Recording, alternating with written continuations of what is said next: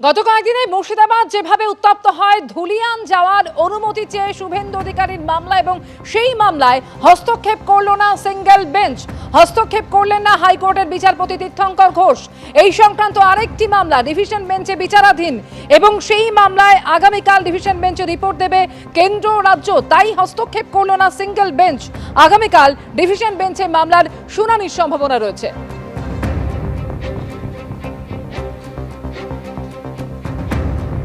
তৃণমূলের যে গুন্ডারা, ধুলিয়ানের চেয়ারম্যান, ধুলিয়ান টাউনের প্রেসিডেন্ট কাউন্সিলর মেহবুব আলম, মনিরুলের দাদা এমএলএর দাদা কাউসার, আমিরুল, এদের সমস্ত মেহবুব আলম, হ্যাঁ বলেছি, চিনিয়ে গুন্ডাগুলো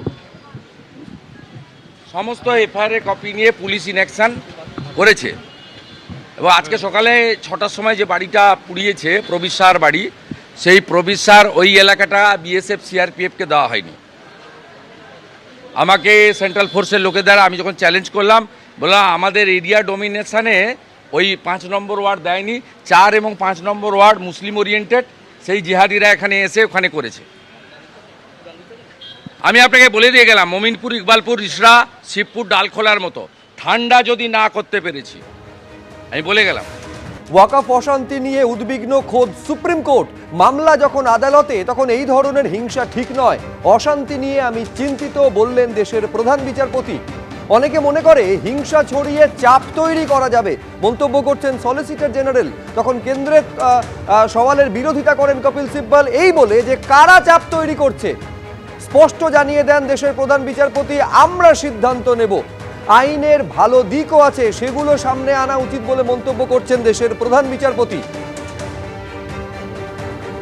ওয়াকফ আইনের বিরোধিতায় মামলা, আপনারা জানেন যে 72টি মামলার একসঙ্গে শুনানি হয়েছে আজ সর্বোচ্চ আদালতে। আগামীকাল ফের শুনানি হবে সুপ্রিম কোর্টে।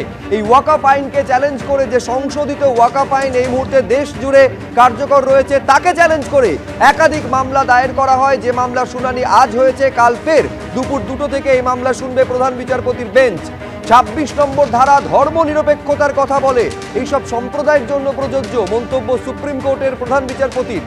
সারা দেশে এই মামলার প্রভাব রয়েছে, হাইকোর্টে মামলা ফেরত পাঠানো ঠিক হবে না, সওয়াল করেন অভিষেক মনু সিংভি। অর্থাৎ 26 নম্বর ধারার প্রসঙ্গ উত্থাপিত হয় সর্বোচ্চ আদালতে, যেখানে এইটা প্রধান বিচারপতি স্পষ্ট জানিয়ে দেন যে এইটা, অর্থাৎ এই ধারা সব সম্প্রদায়ের জন্য প্রযোজ্য।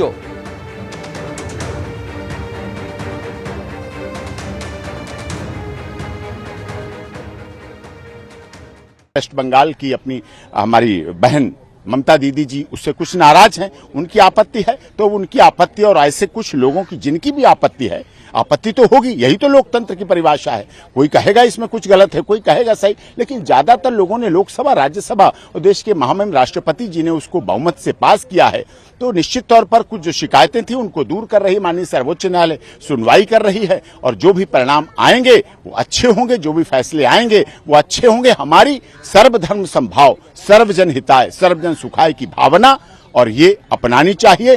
देश में शांति रहना चाहिए, अमन चैन रहना चाहिए। इस तरह की जैसी ममता दीदी ने भाषा का प्रयोग किया, ये संवैधानिक भी पद पर बैठे हुए व्यक्ति के द्वारा कहीं से भी उचित नहीं है। आप मुख्यमंत्री हैं, आप कहिए हम सर्वोच्च न्यायालय आएंगे, आप कहती हैं पार्टी बन के आती, हमारे और भाई लोग यहाँ आए हुए हैं, इस्लाम को मानने वाले भारी मात्रा में आए हुए, वो अपनी बात रख रहे हैं तो वो कह सकते, लेकिन ऐसे कहना, बांग्लादेश अलग है, वेस्ट बंगाल हमारा अपना है, बचा हुआ है, उसमें हमारे अपने लोग गुवाहाटी से पार्टी कन्याकुमारी से कश्मीर तक रहते हैं। यहाँ गंगा जमनी सभ्यता रहनी चाहिए।